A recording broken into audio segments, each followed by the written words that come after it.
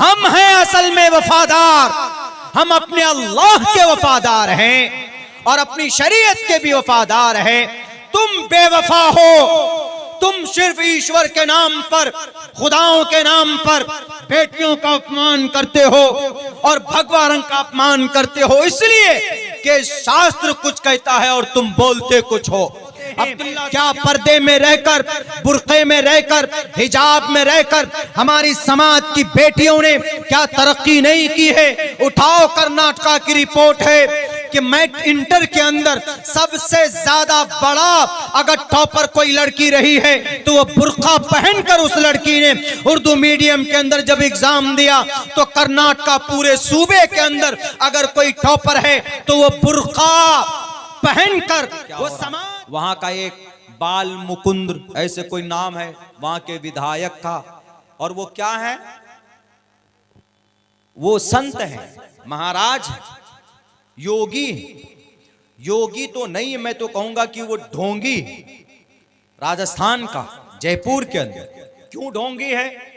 क्योंकि हिजाब के बारे में वेदात में जिक्र है, मंत्रों में जिक्र है, साफ साफ लफ्जों में कहा है, यत्र नारयस्तु पूजन्ते रमन्ते तत्र देवता तत्र तास्तु न पूजन्ते न रमन्ते न तत्र देवता।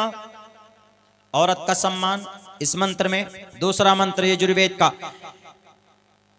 अधेहि पश्यस्तिमोपरि संतराम सतराम पादको हरमाते कौशल्पको स्त्रीहीन ब्रह्मा स्त्रीहीन भवतः। दूसरा मंत्र यजुर्वेद का। इन दोनों मंत्रों के अंदर में औरत पर्दे की चीज है, औरत का सम्मान करो, ये बात बताई है किसने? ईश्वर ने। योगी कौन होता है? वो जो योग करता है, ईश्वर पर जिसका ध्यान होता है।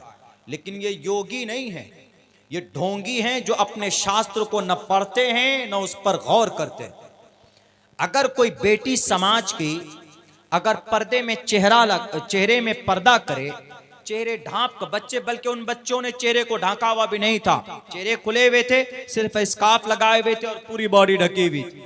क्या बोलता है? एक स्कूल में गया प्रोग्राम में, क्या बोलता है? ये हिजाब, ये बुर्का नहीं चलेगा, ड्रेस कोड को फॉलो करना होगा। ड्रेस कोड मतलब स्कूल की यूनिफॉर्म, जो भी ड्रेस यूनिफॉर्म होगी उसको मानना पड़ेगा। स्पीच देने गए पागल आदमी, तो आपको एजुकेशन पे बोलना था, आपको बच्चों को मोटिवेट करना था। टीचरों की क्या अहमियत होती है? पंडित दयानंद सरस्वती जी का मंत्र ही पेश कर देते, मात्रमान चित्रमान कार्यवान पुरुषो वेदः, यही मंत्र पेश कर देते। टीचर की क्या अहमियत होती है? मां बाप की क्या जिम्मेदारी होती है? बच्चा कैसे आगे बढ़ता, इस पर स्पीच होना चाहिए। नहीं, माइक थामा और आग उगलना शुरू कर दिया कि यह हिजाब नहीं चलेगा, यह पर्दा नहीं चलेगा, पढ़ना है यहां पर तो ड्रेस कोड को फॉलो करो। बताइए, मैं उनसे कहता हूं कि अगर आपको यही बात कहना है तो जाओ, तुम भूलोक में जाओ, यमलोक में जाओ, पृथ्वी लोक से, इस दुनिया से यमलोक में जहां यमदूत रहते, और दूत लोक में जाओ, देवलोक में जाओ, और जाकर कहो किनको? जाकर कहो गणेश जी को, जाकर कहो शिव जी को, जाकर कहें विष्णु को, जाकर कहें ब्रह्मा को कि ब्रह्मा विष्णु आपने मंत्र में क्यों बयान कर दिया कि समाज की बेटी का सम्मान करो, समाज की बेटी को दाएं बाएं आगे पीछे नहीं दिखना चाहिए, सीधे चलना चाहिए, निगाहें नीची करके चलना चाहिए। जाओ पूछो उनसे क्यों कहा यत्र नारीयस्तु पूजन्ते रमन्ते तत्र देवता तत्र तास्तु न पूजन्ते न रमन्ते न तत्र देवता। जिस कॉलेज में, जिस मुल्क में बेटी का सम्मान होगा वहां ईश्वर की कृपा होगी, ईश्वर वहां आएगा।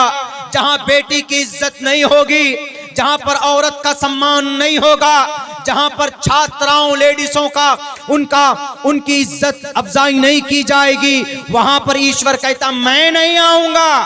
क्यों? इसलिए कि स्त्री को ब्रह्मा ने पैदा किया है। स्त्रीहीन ब्रह्मा भवति, स्त्री को ब्रह्मा ने पैदा किया है। और ब्रह्मा ने कहा कि बेटियों, ए समाज की नारियों, ए समाज की औरतों, दाएं मत देखना, बाएं मत देखना, ऊपर मत देखना, नीचे निगाहें करके चलना और पैर को मिलाकर चलना। क्या मतलब है? बाल मुकुंद जी, आप तो हैं यकीनन योगी हैं, अगर आप अपने शास्त्र को जानते हैं तो लाओ इसका तर्जमा। क्या मतलब रह जाता है इसका? स्त्रीहीन ब्रह्मा, अपने पैरों को जोड़ करके चलो, पैरों को मिला करके चलो। मतलब तुम्हारी पैर से रास्ते में आवाज नहीं आनी चाहिए किसी गैर महरम को, किसी मर्द को, किसी पराये मर्द को, कि वो तुम्हारी तरफ निगाह उठाकर देखे कि ये कौन औरत जा रही जिसके पैर इतने सुंदर हैं, जिनकी आवाज इतनी अच्छी है, जिनके पैर का रंग इतना खूबसूरत है। ईश्वर जानता है, इसीलिए हमारा अल्लाह फरमाता है कुरान में, हमारा कुरान में अल्लाह कहता है या अय्युहन नबी कुल लिअज़वाजिक व बनातिक व निसाइल मोमिनीन।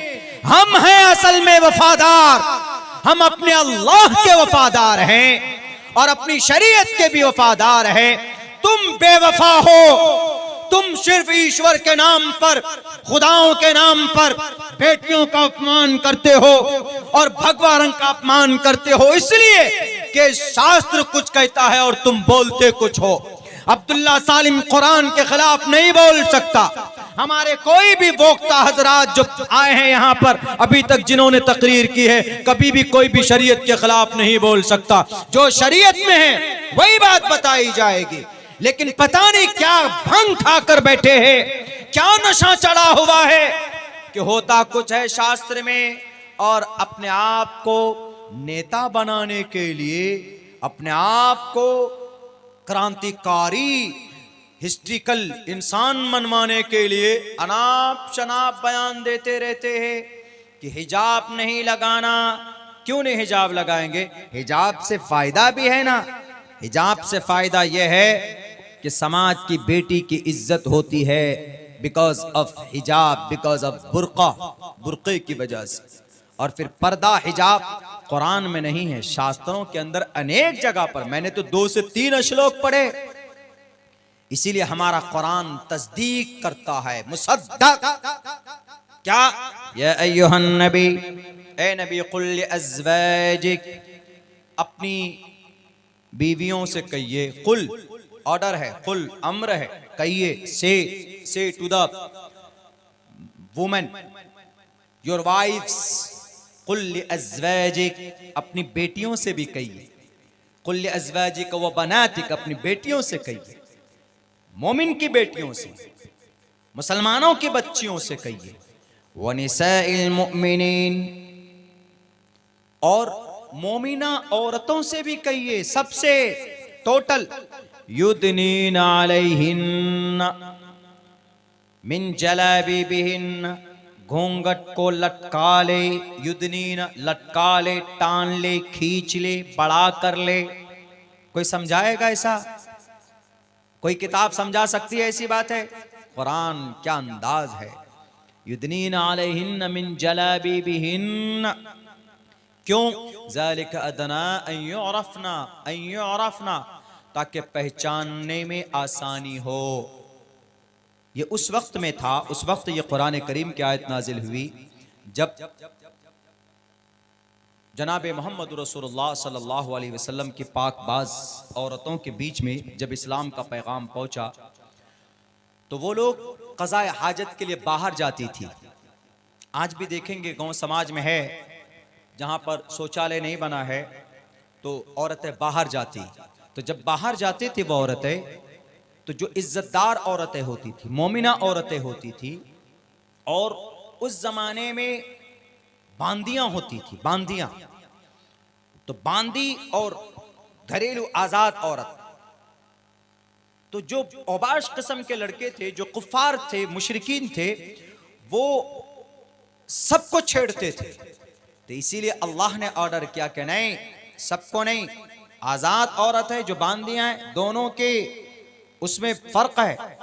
तो इसीलिए अल्लाह ने कहा कि तुम घूंघट कर लोगी तो उन लोगों को जो ओबाश किस्म के इंसान हैं, मुशरिकीन हैं, जो दुश्मनान इस्लाम हैं, वो अगर छेड़ेंगे तो उनको महसूस हो जाएगा, पता चल जाएगा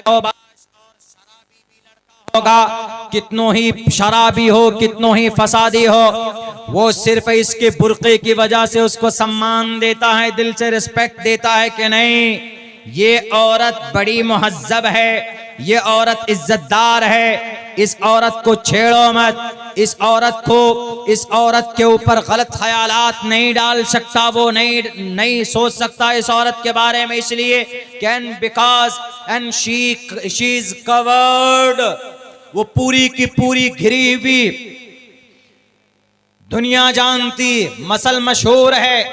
आप चीनी को खोल कर रख दीजिए, उसमें मक्खी भी पड़ेगी और उसमें चेंटी भी आएंगे और फिर सब उठा कर लेकर जाएंगे, लेकिन अगर उसी चीनी के डब्बे को बंद कर दिया जाए तो वो महफूज भी होगी चीनी, उसकी हिफाजत भी होगी। ऐसे ही औरत है, औरत को अगर आप बाल खोल कर चलवा दें, टी शर्ट पहना दें और फिटिंग और स्कर्ट पहना कर उसको चलवा दीजिए, जो इंसान शरीफ भी होगा वो भी 2 सेकंड के लिए बहक सकता है कि क्या है, अलग अलग कमेंट करने लगता है, कुछ भी बोल सकता है, देख भी सकता है।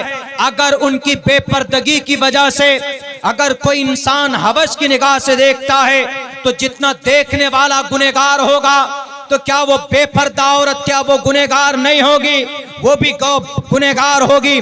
अल्लाह के नबी का फरमान है, इन्नल मरअता औरतुन इदा खरजत इस्तशरफहा शैतान, कि जब औरत बाहर निकलती है तो उसका पीछा शैतान करता है, और फिर औरतें खोल कर अपने आप को बाहर निकलेंगे तो मेरे भाइयों, कुरान और हदीस के खिलाफ है और शैतान को दावत देने वाला ये अमल है।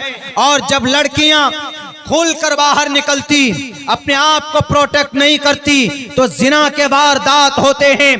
क्या पर्दे में रहकर, बुर्के में रहकर, हिजाब में रहकर हमारी समाज की बेटियों ने क्या तरक्की नहीं की है? उठाओ कर्नाटका की रिपोर्ट है कि मैट इंटर के अंदर सबसे ज्यादा बड़ा अगर टॉपर कोई लड़की रही है तो वो बुर्का पहनकर उस लड़की ने उर्दू मीडियम के अंदर जब एग्जाम दिया तो कर्नाटका पूरे सूबे के अंदर अगर कोई टॉपर है तो वो बुर्का पहनकर, वो समाज की बेटी जो तालिबा हैं, जिन्होंने कभी भी अपने चेहरे को खोलकर गैर महरम के सामने में नहीं पहुंचे, वो समाज की बेटी। और कभी भी कोई भी इंसान कुरान और हदीस को अगर मानता हो, उस पर अमल करेगा, वो कभी भी कहीं पर भी नाकाम नहीं हो सकता है।